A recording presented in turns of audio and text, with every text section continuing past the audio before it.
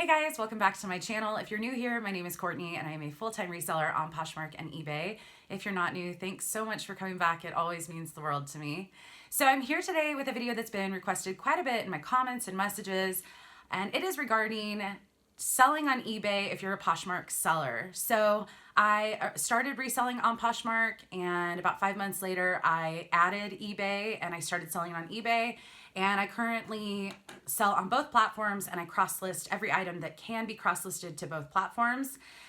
Just some things to note, I am not an eBay expert. There are so many great videos out on eBay and how to do certain things. So I'm sure there will be questions about how do you do this, or can you go into this, deep dive into this. My recommendation at this point is, if I say something that you want to learn more of, definitely give it a little quick Google search, and I'm sure there's definitely going to be lots of videos that pop up on it. I just wanted to do kind of a brief video on some things that I learned as a Poshmark seller, kind of turned eBay as well. And I'm going to try and keep this brief with just my list of things. And yeah, so we're going to jump right in. If you like this video, definitely feel free to hit the thumbs up. That way it lets me know that maybe I should consider doing more eBay related content specifically. And if you aren't already subscribed, definitely feel free to consider hitting the subscribe button down below, or check out my other videos. There's quite a few of them. So first up, I started selling on eBay December 15th of 2018.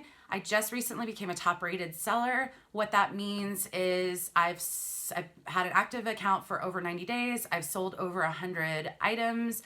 I haven't had too many defect rates. So basically I haven't had too many problems. So I finally hit that, and it does put a little banner next to your eBay name that you're a top rated seller. I don't know if it impacts anything, but it was just kind of a good little marker for me to hit. The number one thing that intimidated me about eBay was the shipping and also just the listing process. Both seem to be a bit daunting. I am still learning every single day on eBay, and I probably always will be. I am going to eBay Open because I have so much to learn on eBay, and I'm hoping that I'll have some time with eBay professionals or eBay team members that I can ask questions. And I'm pretty excited about eBay because I think the growth potential is significantly more than any other platform. You can do international, you can sell anything that's legal. I see a lot of possibility with eBay. So I am going to eBay Open. It is a bit of an investment. Of course, I would love to meet people that go, but the primary reason of why I'm going is because I have a lot to learn with eBay. So even though it was intimidating, some things that I overcame, number one being shipping. So for me, there are so many choices with shipping. When you create a listing, you have to choose, sometimes when you do the listing, it's asking for weight and measurements and all of that stuff. And it just was a bit too much for me. I just wanted to get started and in an easy way. I do have a scale now that I use, and this is great. I'll have it linked down below. I do occasionally take measurements if it's an item that I'm shipping in an unusual size. But for the most part, my listings, I don't add weight. I don't add measurements. I ship primarily things under 1 pound, so I can ship it first class, but shipping scared me, so I stuck with what I knew. I decided to do all of I think it was probably first 100 listings as priority mail, and the buyer pays the price. So it ranges in price for the size, but it was just, I had the supplies handy. I knew I could easily go on USPS, find the exact rate of how much it would cost to ship an item. A lot of clothing items can fit in this or in the padded flat rate, and anything more, the medium flat rate or the large flat rate, there's just some options there. But it was just easy for me to start that way. And it worked. I did start getting some sales. They were kind of higher priced items, more designer clothing items, but it worked for me. I have since moved to customizing shipping per item. And I currently, this may not be always the case, but I currently do free shipping on most of my items, unless it's something super heavy or different. But I am dabbling and starting to change some things to buyer pays shipping, like a flat rate, like just a $4 flat rate if it's under 1 pound. But I'm just dabbling with things, still learning. The beginning though, it was just easiest for me to do priority.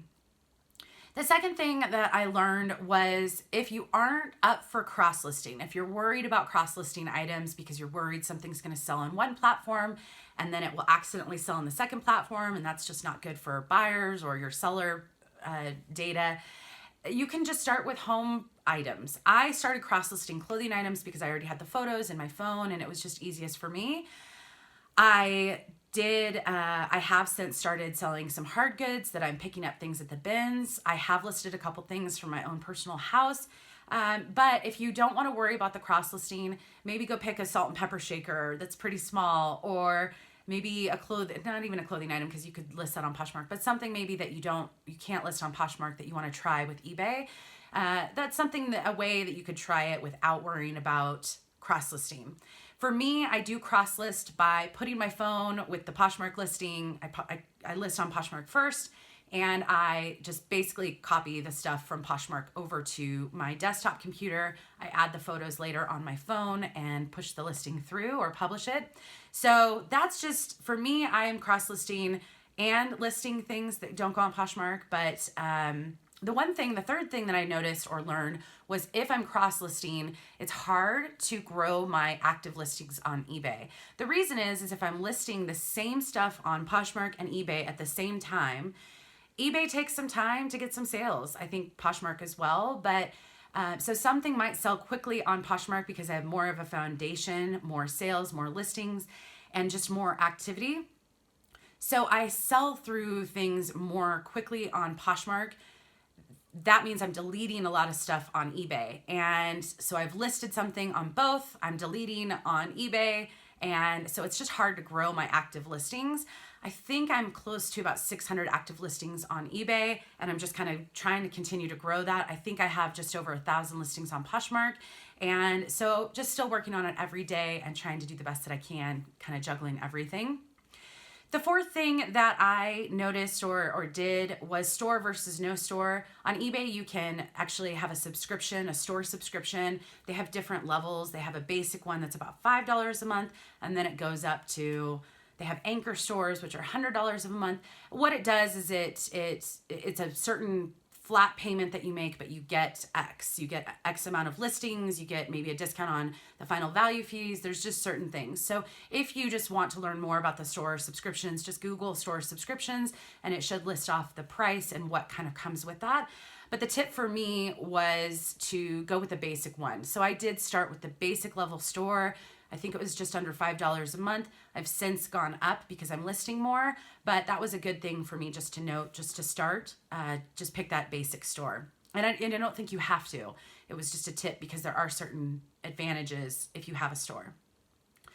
The fifth thing was that I realized was eBay fees and PayPal fees are quite complicated. So Poshmark's easy. It's 20% off of the sale price unless you do something like a shipping discount or something like that.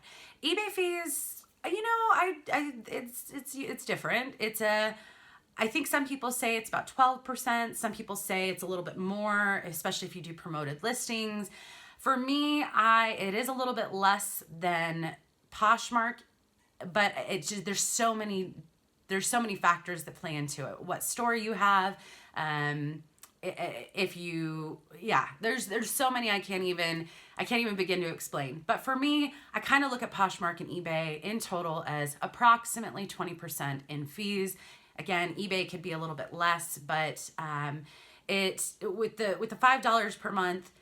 It was just easier for me to just kind of see still about 20% with eBay and PayPal fees. And there is some really great reporting that breaks it down in eBay if you want to kind of dive in and understand it a little bit more, but that wasn't necessary for me at the beginning. So the sixth thing that I learned was eBay titles and also just the listing. So it was a little intimidating to do listing on eBay because there were just a lot more options, a lot more things to fill out or boxes to fill in. So for me, the title can be longer, which means you can use more keywords, and that's really important to try and fill in your title as much as possible. So things I wouldn't put in a title in Poshmark, I will add to a title in eBay because there's just more space for it and people are searching for different keywords. So I try to use as many keywords as possible.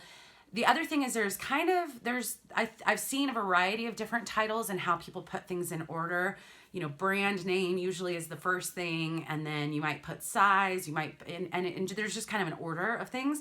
If you are wondering about how to make an eBay title, there are plenty of videos. In fact, I think the Poetry of Nice just made a video recently on how to make an eBay title. I think she has an eBay for newbies kind of series.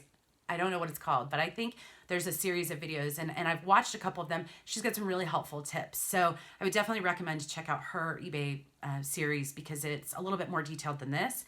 But the title can be great. You can also add more photos. I think Poshmark, you're up to 8 photos, I think. And on eBay, you can go up to 12 photos, which is nice because some items you want to show more photos. So it is a little bit more complicated. I don't worry about all the fields. I just do the required fields. I could probably do a lot more, and maybe I could have more sales if I fill in more. But again, when I started, I was just trying to simplify it. So anything that had the little star by it, you need a title, you need a size, you know, those kinds of basic things. That's what I worked with. The seventh thing is the required fields, which I just kind of talked about. There are definitely some fields that I didn't even understand. And I think I pulled up a listing just to kind of look at some stuff. But there's subtitle I've never used, and there is a fee for that. I'm not sure what it does. I'm not sure if anyone uses it. If you do, feel free to leave a comment because people like to learn in the comments as well. There's custom label SKUs, which I haven't dabbled in, but I hear help with let's say you have an inventory number, you can actually have it in the listing, which can be helpful when you go to pull inventory. There's categories. It automatically puts a category based off of what you put in the title, but sometimes it's wrong. So you want to choose another one. There's a lot of other things. There's ISBN number, which I believe if you have kind of a UPC number, like if it's a hard good or something and you have that accessible, some people do search by those numbers. I've never used it. Condition. So condition is you can actually describe the condition of the item separate from the description, which is different than Poshmark. Again, I do add photos on my phone. So I make the draft on the desktop, I save it, and then I add the photos from my phone on my afterwards. And that's kind of my process, but I think people do it in a variety of different ways. All the item specifics depends on what you're listing, of what you can choose. So the brand, the size, if it's a clothing item. With other things, it could be like format or genre or author, country where it's made. So there's definitely a lot on here, but you'll notice that there's kind of a star by certain ones. So with me, it was just going with the basics, but I'm kind of just tinkering with little things here and now as well. Let's see, the 8th thing is on eBay, you can really sell anything within reason that's legal. So I'm sure there's a list on eBay of things that you can't sell on there. Certain items you can't ship just due to shipping regulations. But when I'm outsourcing, what I love is that if I see something that I think has value, I can pick it up. And even though I can't list it on Poshmark, I can list it on eBay. And that's really opened up a lot of opportunities. So if I go to the bins and I pick up, 50 items that are clothing, but then I have 5 hard good items, that's money that I say, that's stuff that I save from the landfill. That's money that I'm capturing in the same trip or the same visit to the bins, and it doesn't require too much more in listing time. So it's really kind of opened up the doors of what I can sell. The other element of that is, if you guys have watched my videos, I love picking up strange things. It's one of the things that makes me happy, is just picking up something that brings a smile to my face, or just kind of different, and testing the waters there. I think testing on your own is probably the best way to learn, or at least that has been for me. So that's just been really important to keep things fun and lighthearted. The 9th thing that I've learned is about templates. eBay allows you to do templates. I don't do them all that much, but I am dabbling in them. And I think based off of other eBay sellers, they can be a time saver. So let's say you have a template for tops, women's tops. There are certain settings that you can already have automatically added, or even some disclaimers, condition issues. Like maybe you're only picking up items that are in good pre-owned condition and the measurements are in the picture. That's a standard thing for me in my condition box. That can just be automatically saved on your template, so you don't have to keep typing it out each time you do a top. And you can make, I think, as many templates as you want. So that's something I'm still kind of learning, but I think it's got a lot of potential there because it just saves time. The 10th thing is the buy it now versus auction. So I do a lot of buy it now, but I'm dabbling in auctions. The good thing about auctions is if you find an item and you just want to move it in 7 days, you can set it on a 7-day auction. And if it sells, it's gone quickly. Now, you might not get as much. Maybe you could have held out for more for the right buyer. But with my dabbling, I'm having some success with certain things on auctions. And I'm hoping to do more of them just because I think that there's a lot of potential of just getting items in and moving them. Now, just because you do an auction doesn't mean you have to price it at 99 cents or the lowest. You can charge shipping or not. You can set the price as you see fit. It is a little bit different. So I do use an app called Completely on the phone to look up eBay comps, and you can actually kind of on eBay or on the app Completely, you can kind of customize your search results to see if this is an auction item or a buy it now item to see what things sell for. But with auctions, I'm just putting something on auction and seeing how it does. And there's really, for me, it's just learning by doing. And yeah, but I think it's a fun thing. Buy it now is just more like Poshmark. So I did just do buy it now for quite a while before I started dabbling in auctions, and that has worked out just fine for me as well. Let's see, where am I at? I think I'm on the 12th thing, 11th. Now I'm losing my place. The comps on eBay are slightly different than Poshmark. So one thing I've learned is if I look up a Burberry jacket and look at the comps on Poshmark versus look at the comps on eBay, they might be selling for slightly different prices. They might be selling more on eBay. They might be selling less for eBay. So for me, what was easiest to do was just keep the price the same. If I looked up comps on Poshmark for an item, I'm just going to list it for the same on eBay. Now, there are certain things that I don't think will sell for as much as they do on Poshmark, but it just kept things simple for me. And yeah, so now when I look up comps at the stores or at the bins, I do look at both Poshmark and eBay to see if certain things will sell more on one versus the other. But just for my listing purposes, I just keep it simple and keep them the same. Bulk edit is something that took me a while to find out about on eBay, but a great feature that I wish Poshmark had is being able to edit all of your listings in one foul swoop. So if I want to maybe change my handling time because I'm going out of town for a couple days, I can go in and select all the items and do one bulk edit on the handling time. Or let's say I want to add a disclaimer or something in a box or a field, I can add it to all of them. So there's a lot that you can do with the bulk edit feature. You can do a percentage of an increase or decrease on price. So I really like that you can simplify it and kind of do a bulk edit on either all of your inventory or just some of it based off of what you need. And then the last thing I thought I would mention is returns, because I feel like that's also kind of a scary thing about eBay is, I've heard horror stories about these returns. So I have had a couple return cases open. I don't personally allow or have returns as an option because most of my listings are used clothing items. And I just hear a lot of people say, people can rent your items. I'm not saying I'll never try returns, but currently I don't do returns. But it doesn't mean someone can't open a return case if they aren't satisfied with it in some way, shape, or form. There are different ways, and some of it can really harm the seller or hurt the seller, like opening up an item not as described, or I think it's INAD is the acronym. I have had a couple of those open falsely. I disputed and it was in my favor. I also had a situation where the one time I got negative feedback and it was heartbreaking, was someone who bought an item and didn't try to return it. They just left negative feedback that there was a broken cuff button that I had missed.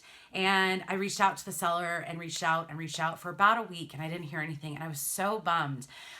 Finally, I heard from him and he said that he didn't open a return because if he notices a seller doesn't allow returns, it's just a pain for him to deal with it. And so I did try to make things right. I offered, feel free to submit a return, I'll accept it, or I'll do a partial refund or something along those lines. We had this really great communication and I sent a form where he could change his feedback. And I think it's a feedback revision form. I think you're only allowed a certain amount per year, but it allows the buyer to change their feedback if you guys agree on it. He did, and so, and he said he would have still bought the item as is, but he just thought I was kind of pulling a fast one on him, which, you know, our communication was great and he was a great buyer. So definitely learned something from that, and returns are just going to happen. They happen occasionally on Poshmark and they happen occasionally on eBay. I can't speak to if I allowed returns, what the percentage would be, but again, these are just some things that I learned for myself. I thought I would come on and share. I am not an expert. I will continue to learn and potentially continue to share some of my eBay learnings on here. So again, if you hit that thumbs up button, it'll let me know I should do more eBay content. But there are a lot of videos on eBay out there. I'm sure it's just like Poshmark. There's some good advice and some not so great advice. So, but the best way for me to learn has been to try it. And so I overcame some of that stuff. The customizing of eBay has really been probably a significant or huge improvement for me, just the possibilities with eBay. Yes, it's quite complicated versus Poshmark, but that just means there's a lot that I can do, a lot of control I have over my store, and that's something that I'm lacking, or I feel is lacking in Poshmark. So it's a catch-22. If it's easy to start, you might want it to be more, or if it's really complicated to start, but then it has a lot more possibilities. So I hope everyone enjoyed this video. Again, hit the thumbs up and feel free to subscribe if you aren't, and I will see you in the next video. Thanks, guys.